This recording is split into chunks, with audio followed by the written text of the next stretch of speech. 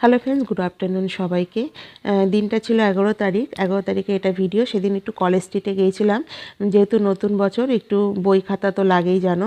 তারপরে সেখান থেকে চলে গেছিলাম সুইমিং ক্লাসে। নতুন জায়গায় ভাবছি এবার দেবো, সুইমিং ক্লাসটা চেঞ্জ করবো আর একটু ভালো জায়গায় দেবো। আর এখানে মাছের অ্যাকোরিয়ামটা দেখে মেয়ে দেখো দাঁড়িয়ে পড়েছে দেখার জন্য, ও খুব ভালোবাসে।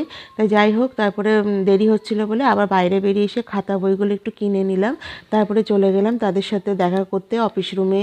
তারপরে তাদের পরিবেশটা দেখলাম, শেখানোর সব প্রসেসগুলো, তারপরে কত টাকা লাগবে সব কিছু জানার পরে আমরা আবার ভাবলাম একটু শ্যামবাজারে যাই, কারণ একটু কেনাকাটি আছে, সময় আছে যখন।